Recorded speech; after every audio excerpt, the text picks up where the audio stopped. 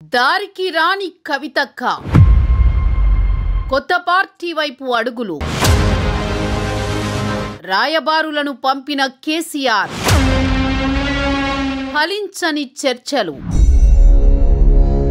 కేసీఆర్ గారాలపట్టి కవిత పంతం BRS party పునాదులనే కదిలించేలా ఉంది. మొత్తానికి ఇది చిలికి చిలికి గాలివానలా మారకుండా ఉండేందుకు కేసీఆర్ పావులు కదిపారు.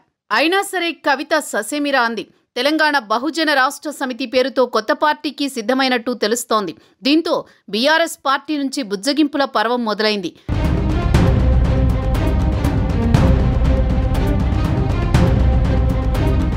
కవిత ఇంటికి దామోదర్ రావు, గండ్ర మోహన్ రావులను రాయబారులుగా పంపారు గులాబీ బాస్.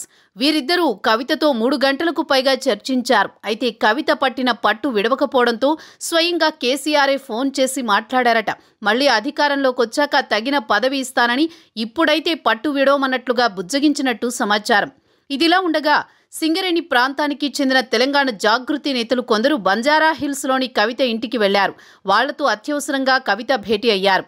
కొత్త పార్టీ విధి విధానాలతో పాటు వారి అభిప్రాయాలను కవిత తీసుకున్నట్టు సమాచారం.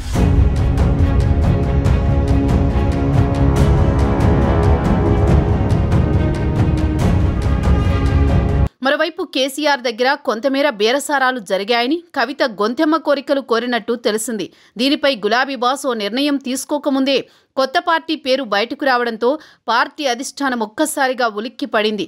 ఇంతకీ కవిత డిమాండ్లు ఏంటయ్యా అంటే, బీజేపీతో కలిసి ముసుగులో రాజకీయాలు చేయడం, ఇకపై వారితో ముందుకు వెళ్లడం తనకు ఇష్టం లేదని చెప్పినట్టు సమాచారం. అంతేకాదు పార్టీలో తన పొజిషన్పై ఇప్పుడే ఒక నిర్ణయం తీసుకోవాలని పట్టుబట్టిందట. ఇందుకు కారణాలు కూడా కవిత వివరించినట్టు సమాచారం.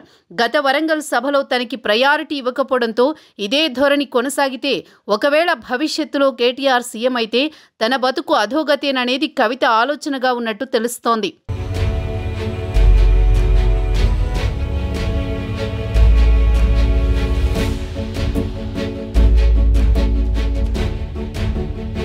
అందుకే ఇప్పుడే ఇక్కడే ఈనాడే తాడో పేడో తేల్చుకుంటానని కరాఖండిగా చెప్పినట్టు తెలిసింది.